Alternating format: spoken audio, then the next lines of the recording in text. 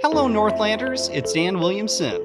This past week, the Superior Telegram released its 17th episode of Archive Dive, which is a monthly history podcast that is hosted by Telegram reporter Maria Lockwood. Each month, Maria and a local historian dive into the archives of historic events, people, and places in Superior and Douglas County. For this month's episode of Archive Dive, we focus on Antoine and Sarah Gordon, who founded the town of Gordon. The couple played a key role in growing the community following the end of the fur trade era. Their 1858 log cabin, which served as a home, hotel, and trading post for the stagecoach line, is listed on the Wisconsin Register of Historic Places.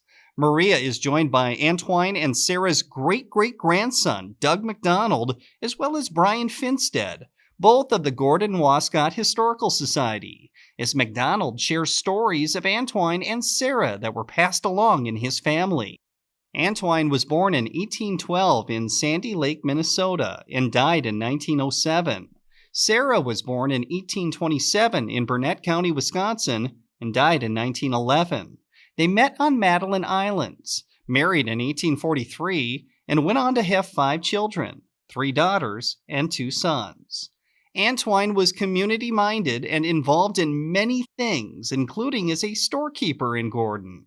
He founded a mission that became the Catholic Church. He also started the first school in Gordon. As MacDonald points out, this was despite the fact that Antoine didn't have much schooling of his own. He really only had not even a 6 months education, but yet he spoke 5 languages: Latin, Sioux, Chippewa, English, French. So what brought Antoine and Sarah to the Gordon area? He was up and down the St. Croix trading in years past. And so he thought that's a choice spot, apparently, and apparently it was. He chose well. Yep. Finstad is among many who appreciate what Antoine and Sarah founded. I think they're just some of the most interesting historic figures of the area. In their time, they had wide influence. They were so well connected, if not related to, people in sort of fur trade era society and, the local native communities. Their story is just a really compelling story. They moved around a lot. They were well connected, had a lot of interesting events and, founded the best town in Douglas County. Yeah.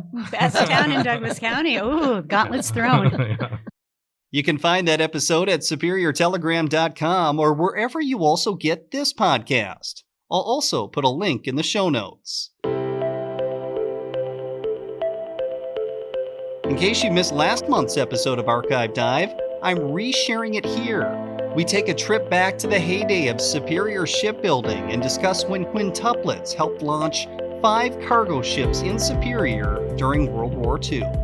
I encourage you to take a listen, and when you're done, click the link in our show notes to find more episodes of Archive Dive.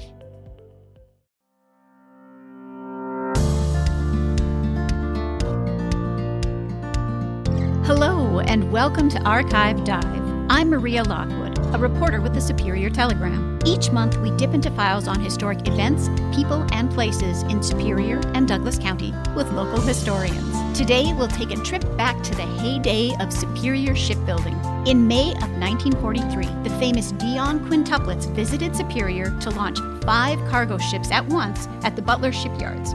At the age of 8, the Canadian girls, the first quintuplets known to survive their infancy, were already bona fide superstars. We'll discuss their visit and the importance of Superior shipbuilding during World War II. Helping us dive into this story today is local historian Teddy Moronic. Hello, Teddy. Hi, Maria. Thanks for joining us. Oh, you're welcome. So, the Dionne quintuplets were a big deal. They were. I knew about the Dionne quintuplets before I knew that there were ships built in Superior during World War II. I'm ashamed to admit that, but my mother had a scrapbook when I was young that she had started to put together when she was young, and she would, clip out things from the newspaper, like friends of hers getting married or, engagement pictures. But in there, she had a picture of the Dionne quintuplets, cut from the newspaper. And in those days, they actually did appear in the Telegram almost every day. From the time they were born, yes. When I do the mural tour at the Superior Public Library, I always tell people they were the Kardashians of the 1930s. So I knew about them, and I asked my mom about them, and she would answer all my questions. She was so good about that, and she always knew a lot about history. And then she would always get to a point where she would look at me and say, maybe you ought to go to the library and see if there's a book about them.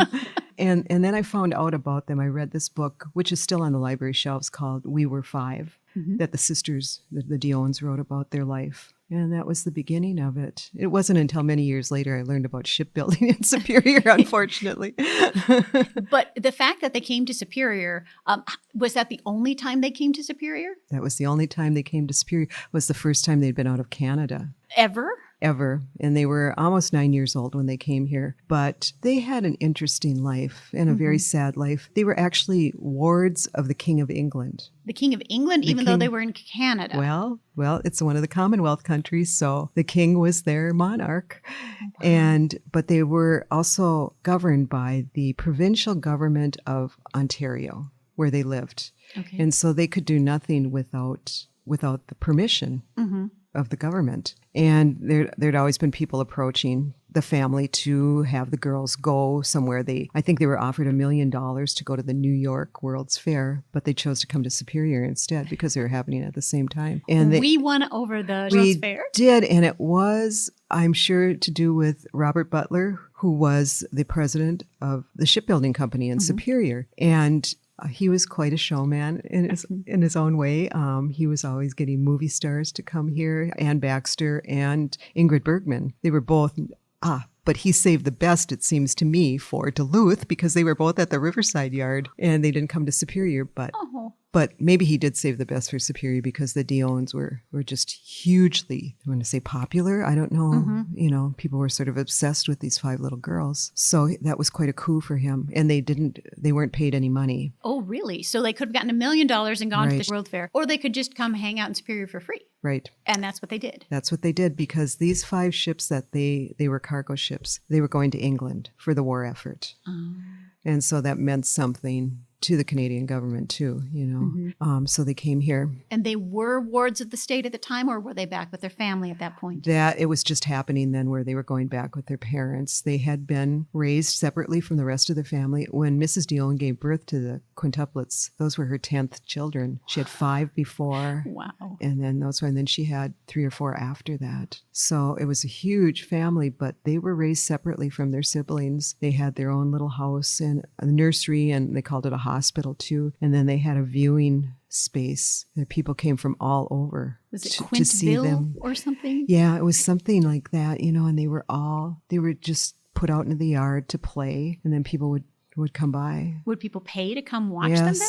Yes. I mean, they made millions of dollars for everyone except for themselves. They made millions of dollars for the government, for everybody who was involved. And they had trust funds, but apparently they were borrowed from liberally by people.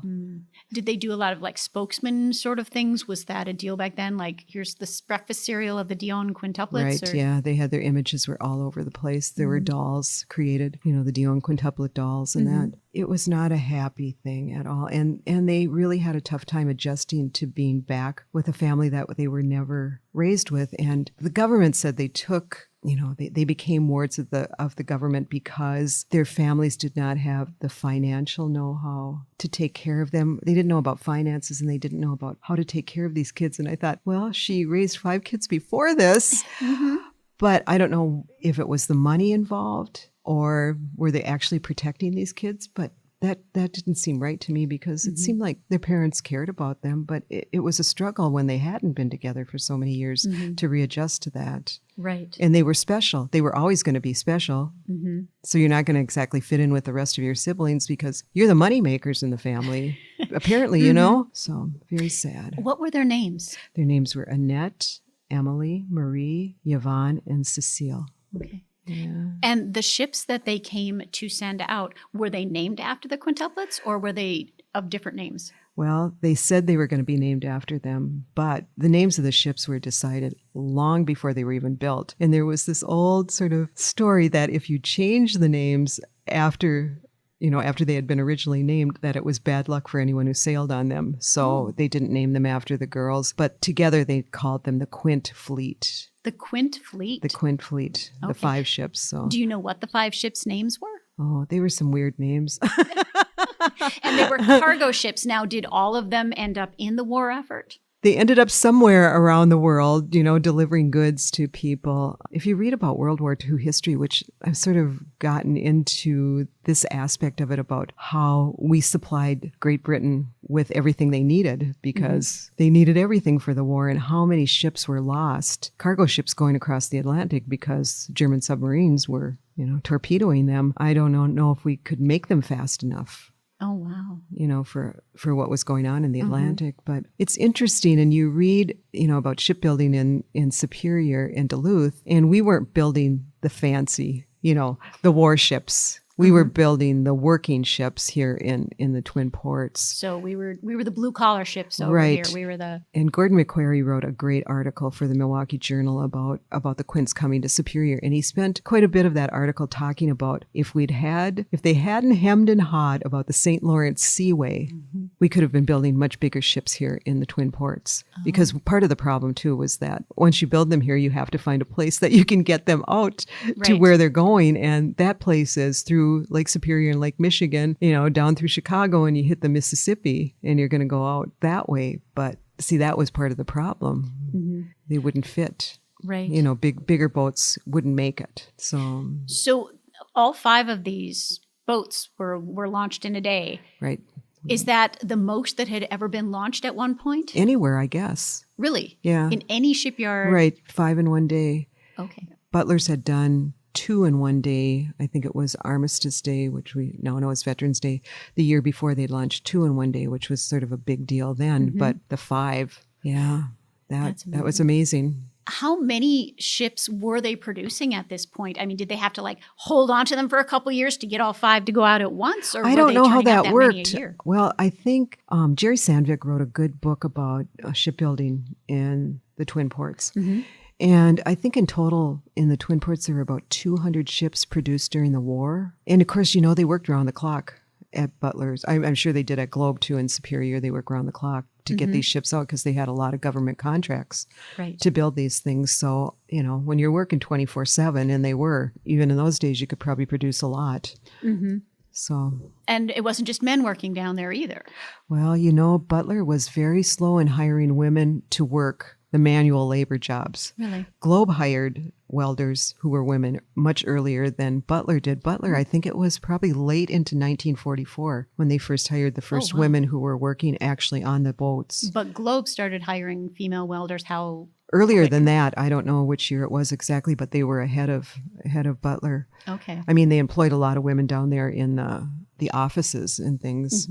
But How did the shipbuilding between Globe and Butler here in Superior compare? Did they both turn out about the same number of boats? I think Butler was a little bit bigger, maybe. Okay. It was interesting, that originally where they were located on the waterfront had been the first Globe shipyard in Superior that left in 1922. And apparently what was left behind was turned into a dump. And so Robert Butler came in, and they built this shipyard almost overnight. I mean, I think they started in late 1941, and they launched their first ship in June of 42. I mean, Wow. they were really fast. Did he already have shipworks here in Duluth and then just started them in Superior, or did he start in Superior and then Duluth? The thing about Robert Butler is that I think this was the first time he ever built a shipyard. Oh. They have this pamphlet about the company. And they built a lot of things. They built hospitals. They built churches. They built apartment buildings. I mean, he was in the construction business, but he hired all these people who knew about, how do you run a shipyard? How do you build a shipyard? And that was his genius. And they did it very quickly, and they left just as quickly too. Last contract, that was it. They were gone in 45. Last contract finished, of a ship, and they just pulled out where Globe stayed. And Globe was there before too, right? It wasn't the same Globe. It wasn't the same Globe. Oh, right. You mentioned there was the old Globe, yeah. and And I then- think they chose that name to honor the Okay. first Globe shipyard. I'm sure somebody will tell me I'm wrong, but I think that's what I read. Were they in the same area of the harbor? Were they far apart? You never see a map of those days. I think, I'm probably wrong about this, but I think the Globe actually morphed into Fraser. Okay. And Butler was in a different area. But the interesting thing about Globe is that was a local. I mean, the people who put that organization together to build the shipyard were all local men who were from Superior, Okay. where Butler came from out of town. His headquarters were in St. Paul. Okay, so he came in, just made a bunch of boats in a quick amount of time, and then he town. left. Sort of like those people who built Superior in the first place, you Really? know. They came in the 1880s, 1890s. Mm-hmm. Sometimes didn't even come here, threw their money at us, and then left. But Globe, they were all local people. In fact, Victor Nelson, people may not really be familiar with the name, but he and his wife are the ones who gave the money to Superior High School for the scholarship, the big Nelson Scholarship. Those are like full ride scholarships Yep, for a number of years. Those So are- that is off of the money that Victor and Mary Nelson made during their lifetime here in Okay. Superior. Yeah. through the globe. All right. So you don't have a total of ships, but Oh, no. Okay. It was 200, I thought, totally. was there rivalry between Globe and Butler, or were I they can pretty- imagine there was. I think they made some of the same kind of ships, but I think they also had their own things that they made too that the other yard probably didn't make. You know, Butler was somebody who knew how to get like publicity Okay. for his yard. He really knew how to do that by getting people to come in. You know, like Dick Bong was there several times for bond raising. You know, selling war bonds. You know, as part of that.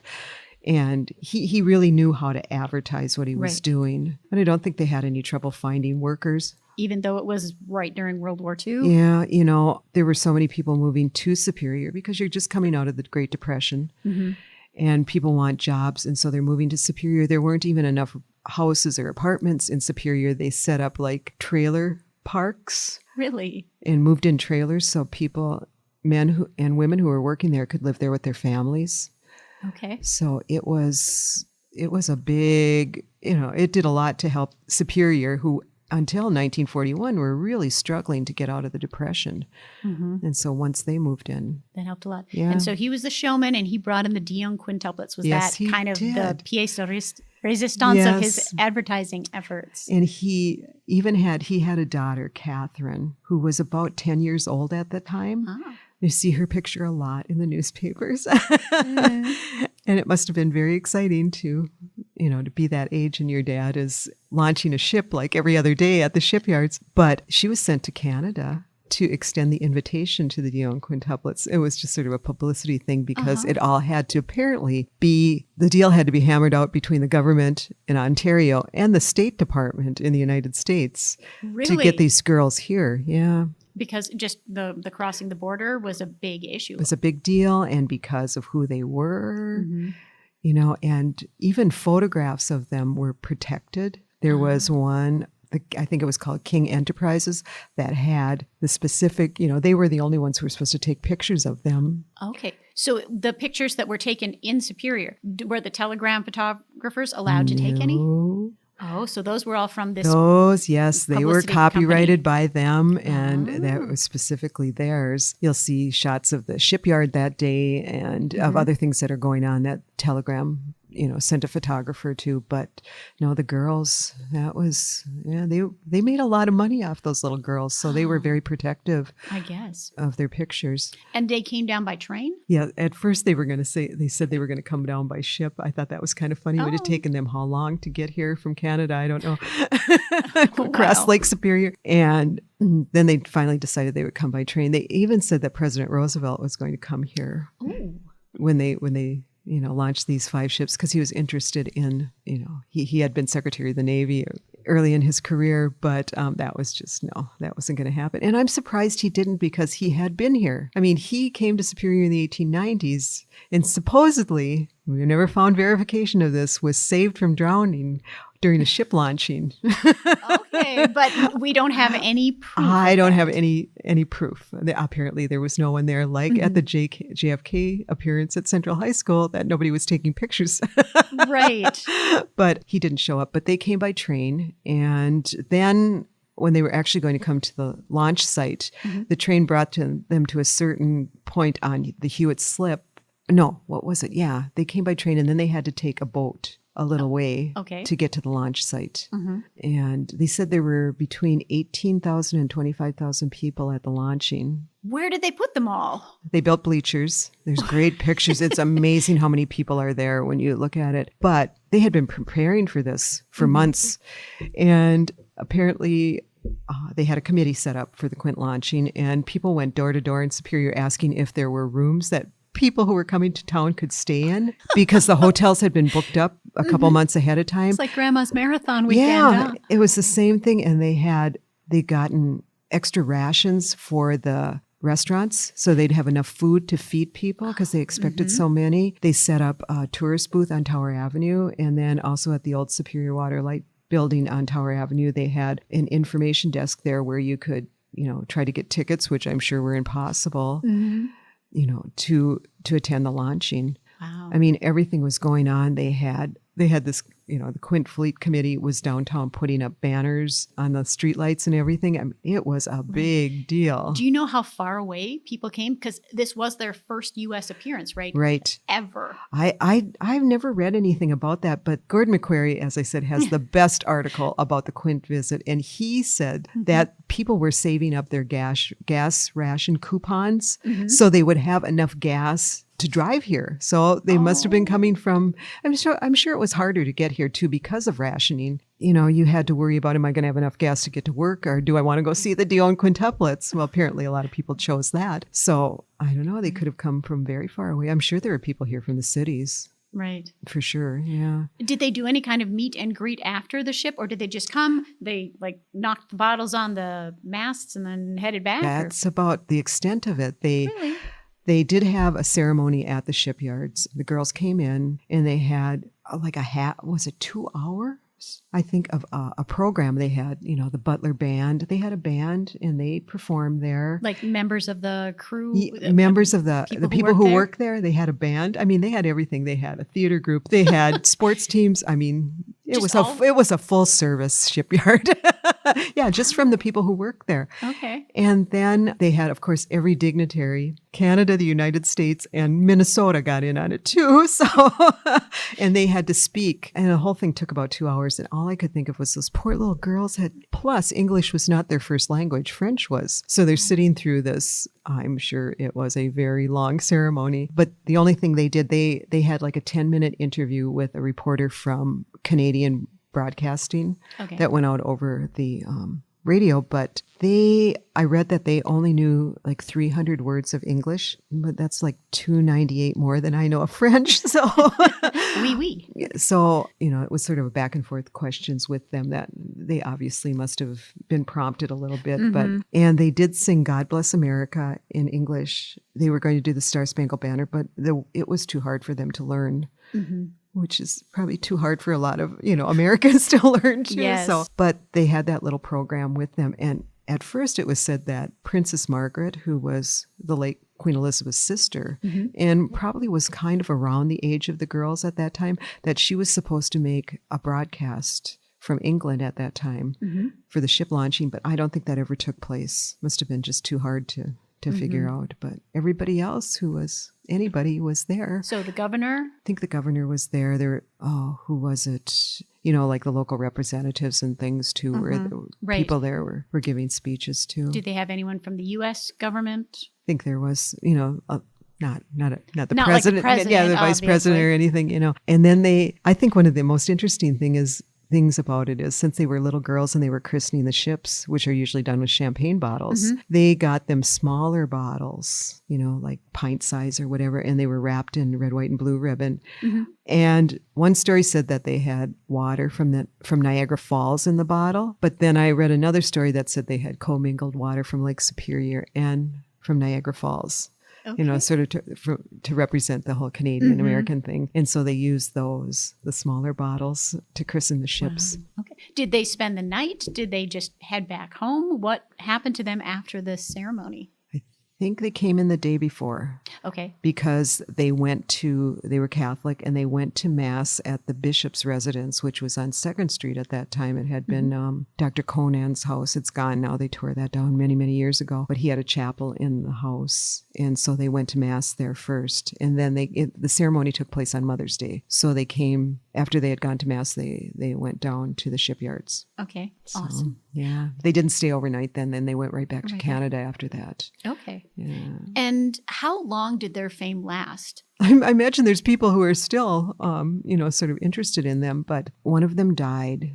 Was he 20? Like 20 or something like that. But I just think people were still interested. But, when your little babies are always so fascinating to everyone, they're always so cute and all that. And then I suppose once that they were old enough, when they were 18, they left home and, wanted to do something else. So, but I think there's still people who are interested who know them, although nobody, you have to be probably of a certain age to even remember them. There's only two living? Two still living, yeah. And I read that the chance of quintuplets surviving birth is 1 in 57 million. Even today? I don't know about today, but back then, at that time, that was, because there had been other sets of quintuplets born, but they never survived more than a few days. And apparently they were, when Mrs. Dionne was pregnant, she had a miscarriage in the 3rd month. So there were actually 6 babies. Wow. But she'd lost one of them. So it's pretty amazing when you think about it. They kept them wrapped up in, I think they had like something in the basket, like heated stones or something. I don't remember what it was. And they put them in with the babies, wrapped them up in blankets, and then they put them in front of the oven, open the oven door and set them on the door to keep them warm. And my Aunt Josephine, that's what they did with her. She was born and she was about 2 pounds. And that's how they kept her alive, was wrap her up and put her in front of the oven. And they fed them milk mixed with corn syrup, water, and a little rum. Really? Yes. Babies. And that's what they gave it to them in eyedroppers. Wow. How big were they? I mean, how small? Totally, the 5 of them together weighed 13 pounds. Totally. So they ranged, I read one place the smallest was 1.5 pounds and the biggest maybe 3, but totally it was 13 pounds. I can't even imagine. I can't even imagine. They said they looked when they were born, their heads were so big and their arms and legs were like sticks. Not fully developed, maybe. But they got good care, I guess. And it's amazing in those days that they could survive. Right. The Red Cross took care of them, I think, the first 2 years.